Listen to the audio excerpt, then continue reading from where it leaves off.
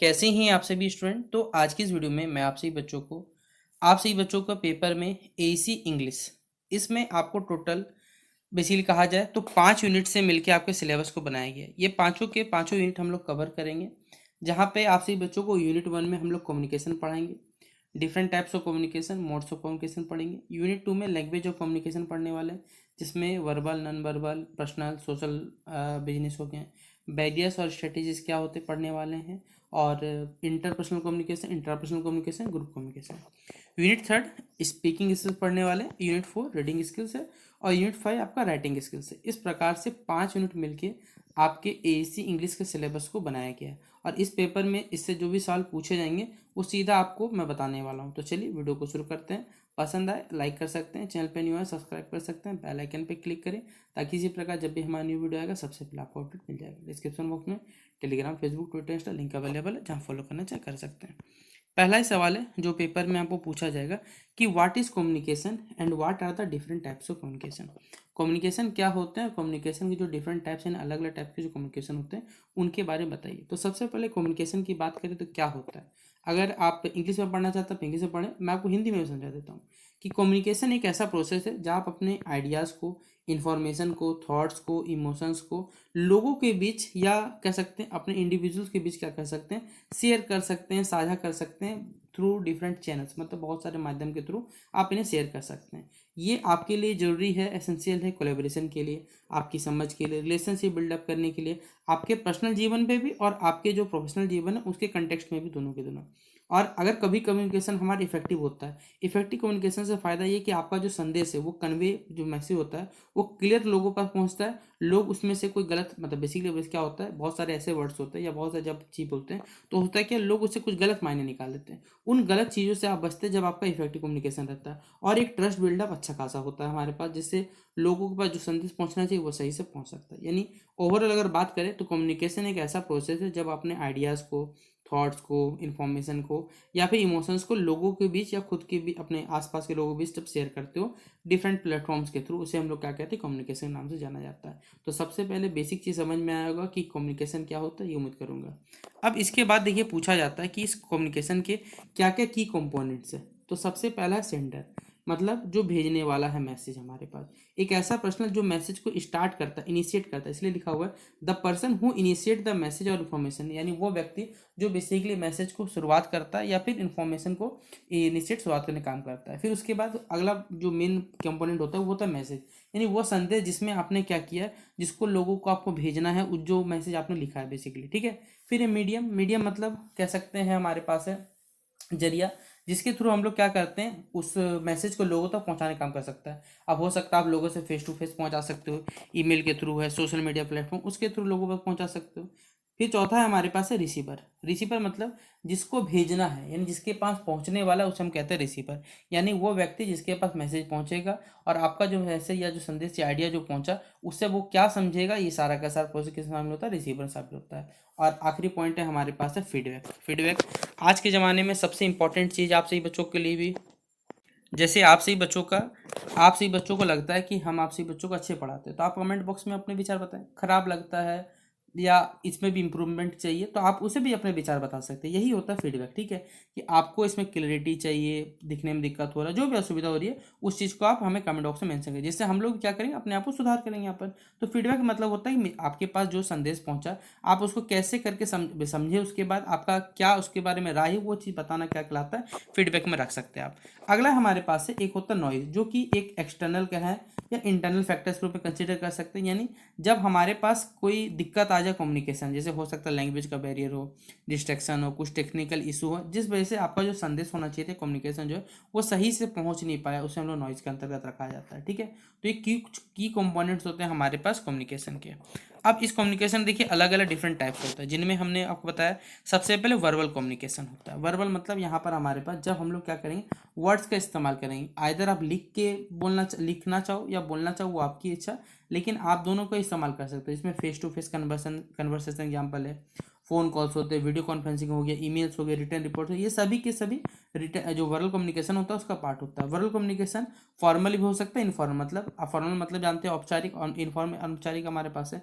आप किसी बिजनेस के लिए, मीटिंग्स के लिए फॉर्मल इस्तेमाल करते हो, और इनफॉर्मल मतलब जब आप लोगों से बातचीत करते हो अपने आसपास के घर के, तो उसे इनफॉर्मल कहा जाता है हमारे पास है। तो ये दोनों के लिए इस्तेमाल होने वाली चीज़ हमारे पास है। लेकिन अगला हमारे पास है नॉन वर्बल कम्युनिकेशन, और जो सबसे ज़्यादा जरूरी है, जैसे इसमें आप ना लिखोगे ना बोलोगे, तो फिर बोले भैया कैसे लोगों तक हमारा संदेश पहुंचेगा? एकदम पहुंचेगा, जब आपका बॉडी का लैंग्वेज, आपके फेशियल एक्सप्रेशन, आपके बॉडी के गेस्चर्स, आपका बॉडी का पोस्चर, आपके आंख का कांटेक्ट हो गया, आपके वॉइस का टोन हो गया हमारे पास, ये सभी चीज़ें जब शामिल होता है, इसे हम लोग नॉन वर्बल कम्युनिकेशन रखते हैं। यानी इसमें आप ना लिखोगे ना बोले, लेकिन आपके इमोशंस, आपके एटीट्यूड हो गया हमारे पास है, आपका बोलने का तरीका हो गया, ये सभी चीज़ें नॉन वर्बल कम्युनिकेशन शामिल होता है। जिसमें आपका स्माइलिंग है, क्रॉसिंग आर्म्स है, आपके हैंड के गेस्चर है, जब आप बातचीत करो, बहुत सारी चीज़ें मैटर करता है। तो इसे हम लोग नॉन वर्बल कम्युनिकेशन रखते हैं। तीसरा होता है रिटन कम्युनिकेशन। जब नाम ही रिटन कम्युनिकेशन, मतलब क्या करोगे आप? जब चीज़ों को लिख के किसी को समझाने का प्रयास करोगे, उसे रखा जाता है रिटन कम्युनिकेशन। यानी कि ऐसा हमारे पे कम्युनिकेशन जो लिख के हो, लिखने वाला चीज़ आता है। इसमें आप फॉर्मल हो सकते हैं, इनफॉर्मल हो सकता है, यानी इसको आप स्टोर कर सकते हो, कहीं पर रिकॉर्ड करना चाहे रिकॉर्ड रख सकते हो। इसलिए इसमें लेटर है, ईमेल है, टेक्स्ट मैसेज है, रिपोर्ट है, सोशल मीडिया पोस्ट है, हमारे पास मेमोज है, ये सभी के सभी रिटन कम्युनिकेशन में आता है। चौथा है विजुअल कम्युनिकेशन, मतलब जब आप कुछ चीज़ों को देखना स्टार्ट करोगे, यानी इसमें कुछ फोटोग्राफ्स हो सकते हैं, इमेजेस हो सकते हैं, सिंबल्स हो सकते हैं, वीडियो हो सकते हैं, ताकि इनके थ्रू आप क्या कर सके, आपका जो संदेश है लोगों तक पहुंच सके। ठीक है, इसमें आप चार्ट्स का, इन्फोग्राफिक्स का, लोगोस का, सिग्नेचर का, प्रेजेंटेशन का, वीडियो का जो कंटेंट है, इन सभी चीज़ों को हम लोग क्या करते हैं, जो देख सकते हैं हम लोग, उसे विजुअल कम्युनिकेशन में रखते हैं। पांचवा है इलेक्ट्रॉनिक कॉन्फ़िगरेशन। इसमें जब इलेक्ट्रॉनिक नाम ही है, तो इसमें हमारे गैजेट शामिल हो सकते हैं, और गैजेट से जो भी चीज़ चाहता है, जैसे हो गया ईमेल्स हो गया, सोशल मीडिया प्लेटफॉर्म हो गया, इंस्टेंट मैसेजिंग ऐप्स हो गए, वीडियो कॉन्फ्रेंसिंग हो गया, वेबिनार्स हो गए, ये सभी चीज़ों को इलेक्ट्रॉनिक कम्युनिकेशन में शामिल किया जाता है। छठा हमारे पास है वह इंटरपर्सनल कम्युनिकेशन, यानी जब दो या दो से ज़्यादा लोगों के बीच में जो पर्सनल या प्रोफेशनल जो कम्युनिकेशन होता है, उसे हम लोग बोलते हैं इंटरपर्सनल कम्युनिकेशन। जैसे दोस्तों के बीच में हो गया, इंटरव्यू हो गया, टीम डिस्कशन हो गया, ये सभी के सभी इंटरपर्सनल कम्युनिकेशन होता है। एक होता है मास कम्युनिकेशन, जब हमारा संदेश या मैसेज लोगों पे बड़े पैमाने पर पहुंचना रहता है। ठीक है, जैसे टेलीविजन के थ्रू, रेडियो के थ्रू, न्यूज़पेपर, ऑनलाइन प्लेटफॉर्म्स हो गए, ये सभी के थ्रू जब बड़े पैमाने पर लोगों तक पहुंचना, इसे हम लोग क्या कहते हैं, मास कम्युनिकेशन नाम से जानते हैं। और हमारा आखिरी कम्युनिकेशन है जिसे कहते हैं इंट्रापर्सनल कम्युनिकेशन। देखिए, जब आप खुद से बातचीत करते हो, खुद से कम्युनिकेट करते हो, सेल्फ रियलाइजेशन करते हो, या इंटरनल डायलॉग बाजी करते हो, ये सब के सब किस में शामिल होता है, interpersonal communication, sorry intrapersonal. Intra मतलब खुद से के साथ, और इंटर इंटर जो पर्सनल कम्युनिकेशन होता है वो लोगों से बातचीत करते हैं, उसे कहा जाता है। तो टोटल 8 टाइप के आपके कम्युनिकेशन डिफरेंट टाइप्स होते हैं, जो हमने आपको पढ़ा दिए। ये था पहला नंबर क्वेश्चन, जो पेपर में आपको 15 मार्क्स के लिए आने वाला है। दूसरा क्वेश्चन है, ये वाला भी आया हो पेपर में, अगर आप प्रीवियस क्वेश्चन पे देखो तो ये क्वेश्चन पेपर आपको मिलेगा कि इंट्रापर्सनल कम्युनिकेशन क्या होते हैं, और साथ ही साथ इसका इंपॉर्टेंस क्या है इंटरपर्सनल कम्युनिकेशन का, ये हमें बताना है। तो इंटरपर्सनल कम्युनिकेशन आपका रेफर करता है कम्युनिकेशन का ऐसा प्रोसेस। ठीक है, यहाँ नाम देखिए इंटरपर्सनल कम्युनिकेशन, जब आप खुद से क्या करते हो, कम्युनिकेट करते हो। देखिए, जैसे कोई भी अगर आप प्रैक्टिस करते हो, तो आप प्रैक्टिस करने के लिए, जैसे किसी में अगर आपको भाषण देना है, तो आप पहले क्या करो, खुद के सामने मिरर के सामने प्रैक्टिस करते हो। उसी प्रकार जब आपको बड़े पैमाने के मतलब बड़े बहुत सारे ऑडियंस के सामने जब बातचीत करना है, तो आप क्या करते हो, खुद को प्रिपरेशन करते हो, खुद को प्रिपेयर करते हो। जब एक खुद से खुद इंटरनल डायलॉगबाजी करते हो, उसे हम लोग कहते हैं बेसिकली इंटरपर्सनल कम्युनिकेशन कहा जाता है। यानी एक ऐसा कम्युनिकेशन है जो आपको सेल्फ अवेयर करता है, आपको प्रॉब्लम सॉल्विंग टेक्निक सिखाता है, आपके इमोशन को कैसे रेगुलेट कर सकता है अब ये बताता है। इसमें आपका थिंकिंग हो गया, डे ड्रीमिंग हो गया, सेल्फ टॉक हो गया, सेल्फ रिफ्लेक्शन हो गया, ये सभी चीज़ों को इसमें शामिल किया जाता है, ताकि जब आप लोगों के सामने बोलोगे तो लोग उसे अच्छे से सुन पाएँ, और लोग अच्छे सुन पाएंगे तो आपको ये सारा का सारा चीज़ आपको फायदा देता है हमारे पास। अब इसी इंटरपर्सनल कम्युनिकेशन को बताया गया है, refers to the internal dialogue और self talk that individual engage in with in their own mind. ये एक ऐसा प्रकार कम्युनिकेशन है जिससे लोग खुद ही बात करते हैं, और खुद ही से बातचीत करके अपने ही माइंड में चलते रहता है। ये एक क्रूशियल रोल है बेसिकली, ये आपके पर्सनैलिटी डेवलपमेंट और डिसीजन मेकिंग में भी बहुत ज़्यादा हेल्प करता है हमारे पास। क्यों?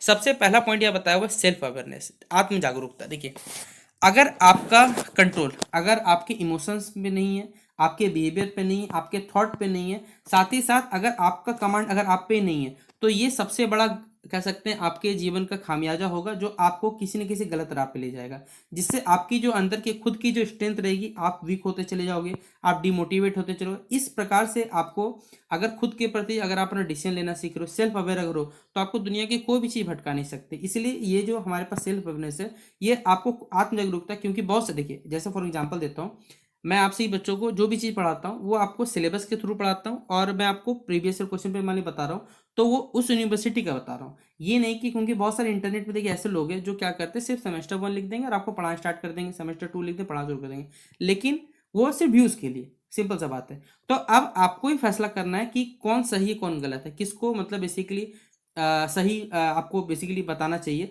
वो भी आप बता सकते हैं। कि अगर मान लीजिए कोई गलत कर रहा है, आप उस चीज़ को बताएं कि हाँ भैया, अगर मैं भी गलत हूँ तो आप हमें कमेंट बॉक्स में बता सकते हैं। कोई गलत है, आप उसे भी बताइए कि भैया या सर जो भी रहेंगे, आप उन्हें बताइए कि सर आप जो भी बता रहे हो वो उसका नाम लीजिए, जो भी बता रहे हैं ये सर बताइए। यानी आपके अंदर अगर खुद सेल्फ अवेयरनेस नहीं है, तो फिर ये आपके लिए दिक्कत पैदा कर सकता है। इसलिए इंटरपर्सनल कम्युनिकेशन से आपके अंदर जो सेल्फ अवेयरनेस होता है वो जागरूक होता है, ये बताया गया है। दूसरा पॉइंट है डिसीजन मेकिंग, यानी आपको फैसला लेना सीखना पड़ेगा। आप देखिए, बहुत सारे ऐसे सिचुएशंस होते हैं जहां पर आप बहुत ज़्यादा चिंतन में चले जाते हो, उसके बाद आपको समझ नहीं आता कि आपको क्या फैसला लेना है। इसलिए जब भी आपके अंदर खुद ब खुद कन्वर्सेशन हो, इंटरनल आपका कन्वर्सेशन होगा, तो इसमें आपका जो भी आउटकम निकलेगा वो आपके विचारों से विचारों को बेसिकली आपके विचार जो रहेंगे वो आपके फैसलों को प्रभावित करेगा। इसलिए आपको जीवन में क्लैरिटी चाहिए, लोगों को उनके बेसिकली अगर आप कहा किसी आपका डिसीजन मेकिंग करना है, तो उस समय आपको यही चीज़ काम देने वाला है हमारे पास इंटरपर्सनल कम्युनिकेशन। तीसरा है हमारे पास है इमोशनल रेगुलेशन, यानी ये बेसिकली लोगों को अलाउ करता है कि आप अपने इमोशंस को क्या करो, कंट्रोल करो। क्योंकि जब आप खुद से इंटरनल डायलॉगबाजी करोगे, तो आप खुद को बेहतर समझ सकते हो, आप खुद को समझा सकते हो, और आपके इमोशंस को आप क्या कर सकते हो, कंट्रोल। जैसे गुस्सा आता है, कभी आपको चिड़चिड़ापन लगता है, ये सभी चीज़ों को आप क्या कर सकते हो, कंट्रोल करने का काम करते हो।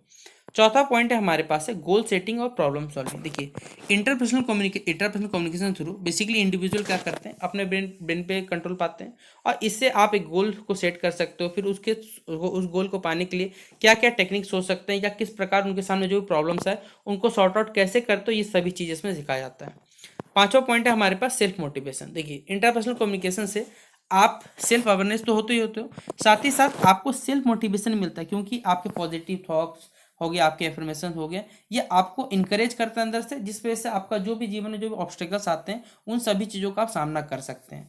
छठा पॉइंट है बिल्डिंग कॉन्फिडेंस। देखिए, अगर आपसे क्या करते हैं, खुद से बातचीत करते हो, सेल्फ टॉक करते हो, तो ये आपके कॉन्फिडेंस को क्या करता है, बिल्डअप करता है। और जब कॉन्फिडेंस आपका सही रहेगा, तो आप उस समय रिस्क भी सही से ले सकते हो कि क्या फैसला लेना चाहिए, ये नहीं होगा तो इसके अलावा कुछ भी अगर ऑप्शन होता है तो आप उसको कैसे मैनेज कर सकते हो। ये सभी चीज़ें हमारे पास काम करता है।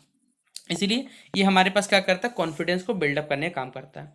अगर हम समरी में मतलब निष्कर्ष अगर बात करें, तो इंट्रापर्सनल कम्युनिकेशन हमारे अगर कहा जाए पर्सनल ग्रोथ के लिए वाइटल मतलब जरूरी है, हमारे इकोनॉमिक हेल्थ के लिए भी जरूरी, सॉरी इमोशनल हेल्थ के लिए जरूरी है, आपके डिसीजन मेकिंग को क्या करता है और ज़्यादा इफेक्टिव यानी प्रभावी बनाता है। ये लोगों को या इंडिविजुअल को बेसिकली क्या करता है, उनके इंटरनल वर्ल्ड से या इंटरनल बॉडी पार्ट से जोड़ने का काम करता है। जैसे कि जिससे आपका क्या होता है, जो आप बाहर बाद में जाके बेसिकली जो भी एक्शंस लोगे या डिसीजंस लोगे, उनको ये प्रभावित करता है। ठीक है, यानी इंटरपर्सनल कम्युनिकेशन के थ्रू आप अपने बिहेवियर को क्या कर सकते हो, खुद पे सेल्फ डिपेंडेंट हो सकते हो, आप सेल्फ अवेयरनेस हो सकते हो। ये सभी चीज़ों को बताने का काम करता है। टोटल 6 पॉइंट हमने बताया कि इससे क्या क्या इसके एडवांटेज होते हैं या इसके क्या फायदे हमने बता दिया आपसे बच्चों को। ठीक है, तो ये था हमारा आज का वीडियो का पहला 2 सवाल, जहाँ पे आपसे बच्चों को ये 2 सवाल करके चले जाते हैं तो 30 नंबर आपसे बच्चों पेपर कन्फर्म होगा। तो चलिए, उम्मीद करूंगा आपसे बच्चों को सिलेबस में समझा दिया, इंपॉर्टेंट क्वेश्चन बता दिए, 30 नंबर कवर हो गया। बाकी जितने क्वेश्चन रहेगा आपसे बच्चों पेपर पूछा जाएगा, वो भी आपको धीरे धीरे करके नेक्स्ट वीडियो मिलते रहेंगे। तो शेयर कर दिए इस वीडियो को अपने दोस्तों के साथ। मिलते हैं नेक्स्ट वीडियो पे, तब तक के लिए जय हिंद और जय भारत।